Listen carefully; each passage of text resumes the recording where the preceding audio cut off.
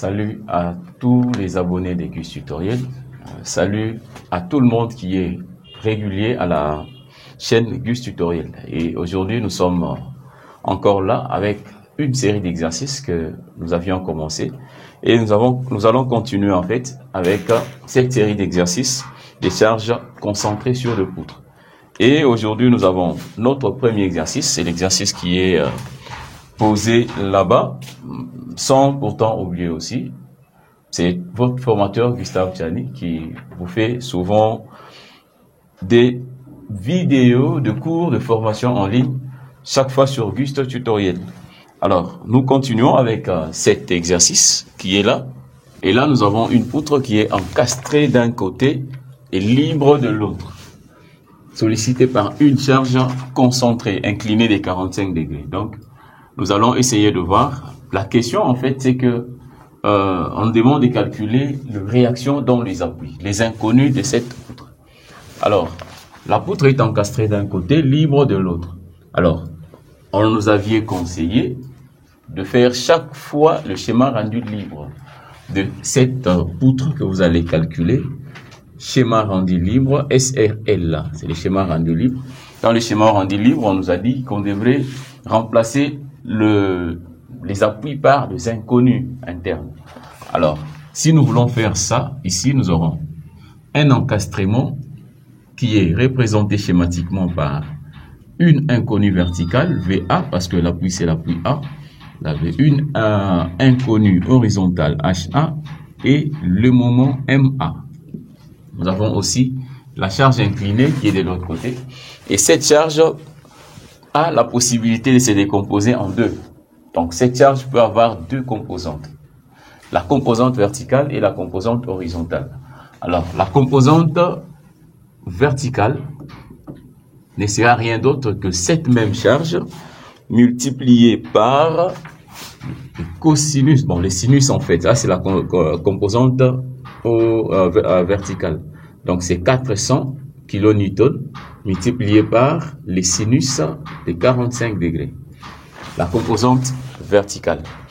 Alors, la composante horizontale ne sera rien d'autre que le même 400 multiplié par les cosinus de 45 degrés. Donc, vous allez voir, s'il faut très bien comprendre la théorie de projection, il faut comprendre que les 400, donc nous avons 400 et nous avons l'angle qui est là des 45 degrés. Lorsque je fais la projection, là c'est une théorie trop simple. Lorsque je fais la projection tout en fouillant l'angle, j'utilise les sinus.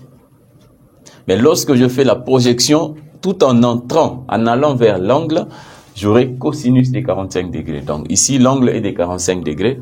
Je peux utiliser 20, 30, 40 degrés, donc ça dépend en fait de l'angle que vous avez. Alors ici, nous aurons ces deux composantes et là, la distance reste toujours de 3 mètres. Alors, je vais partir à l'utilisation de 3 équations d'équilibre statique. La première équation, je fais la somme de force verticale égale à 0. Je me dis, si chaque force va vers le haut, cette force sera considérée comme étant positive. Alors, quelles sont les forces qui sont verticales chez nous ici? Nous avons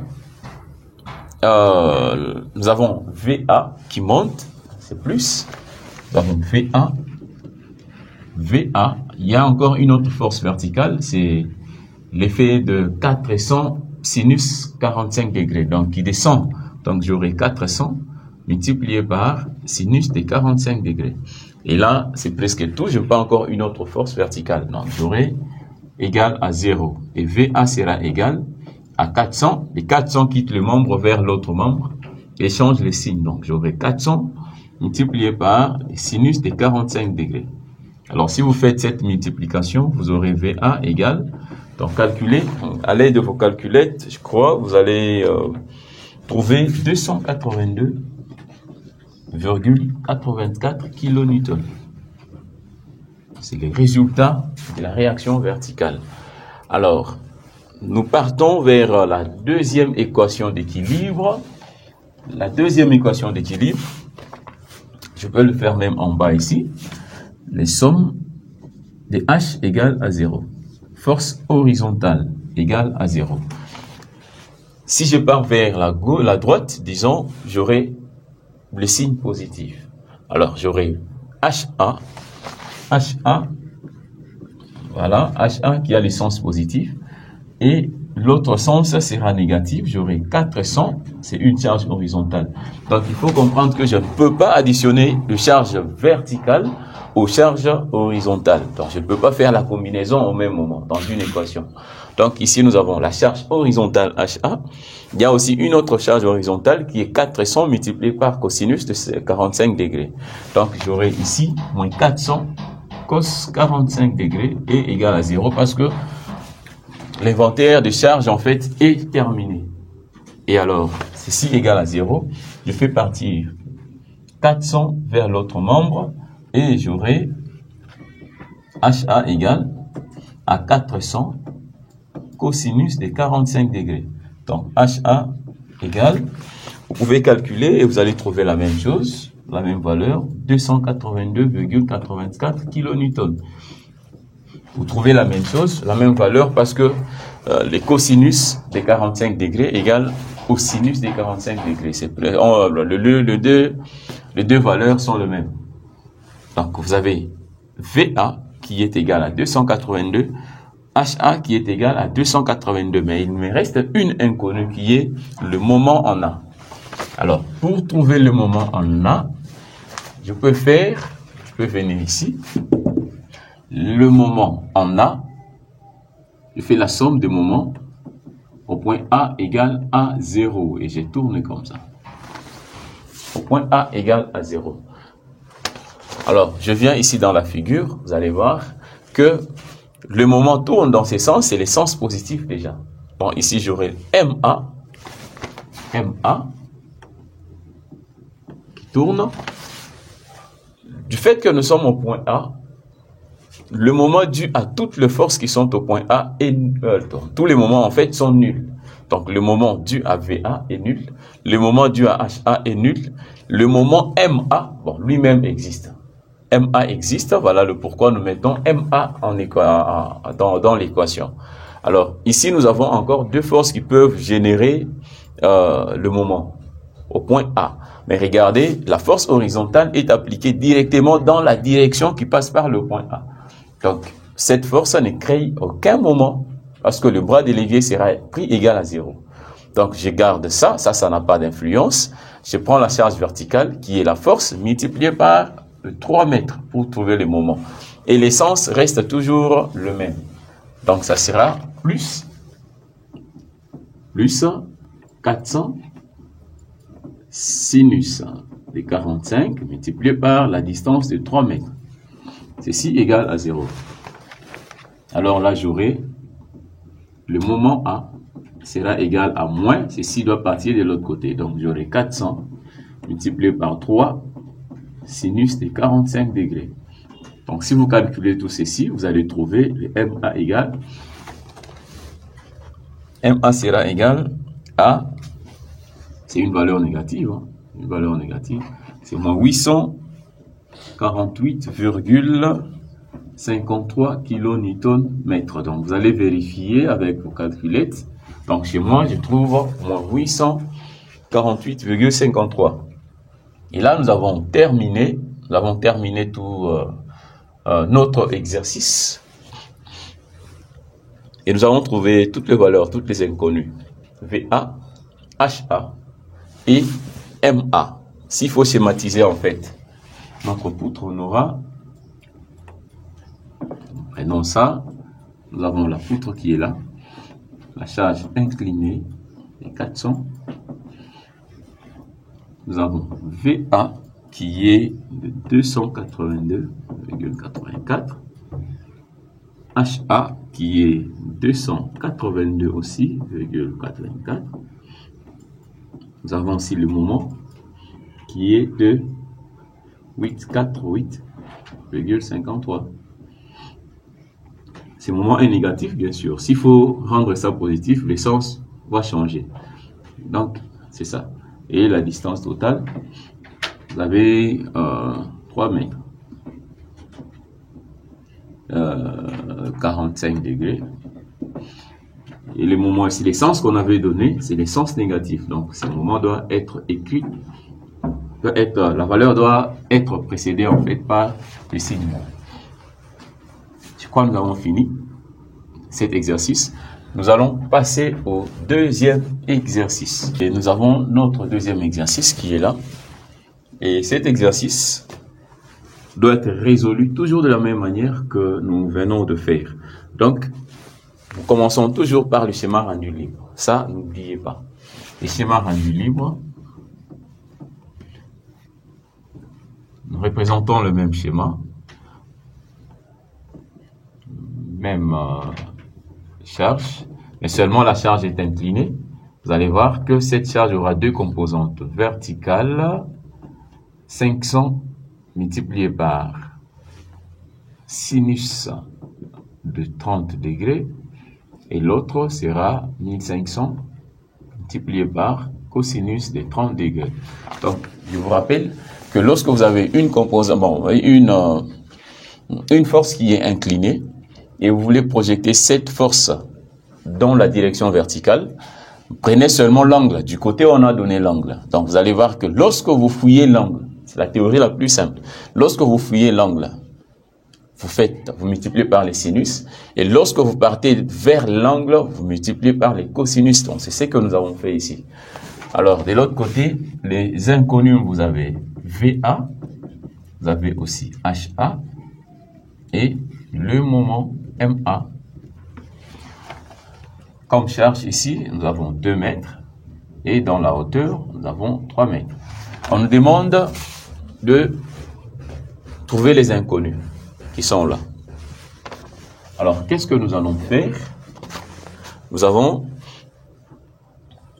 utiliser les 3 équations d'équilibre statique. Donc, je commence par la somme de force verticale égale à 0. Je commence par là.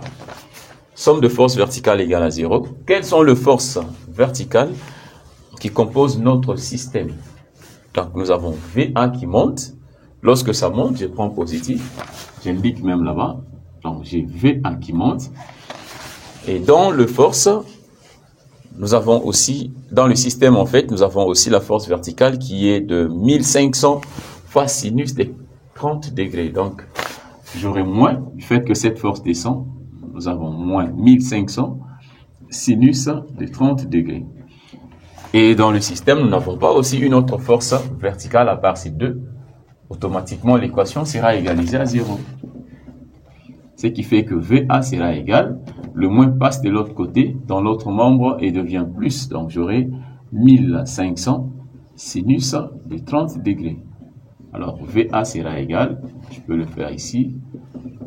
VA égal, vous prenez votre calculette, je crois, vous allez trouver 750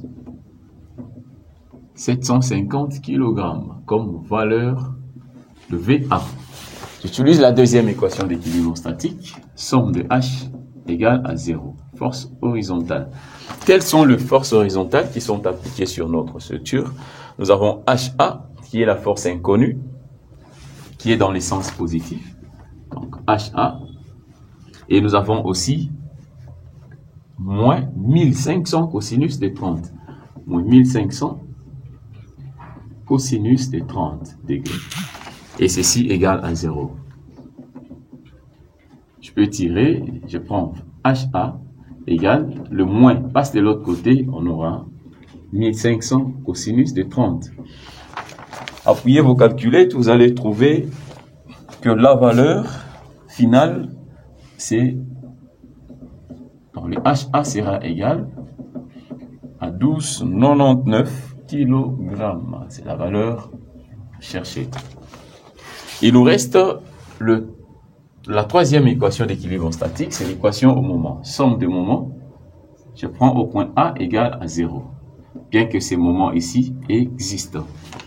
Alors, je vais faire la somme de moments de toutes les forces. Au point A doit être égal à 0.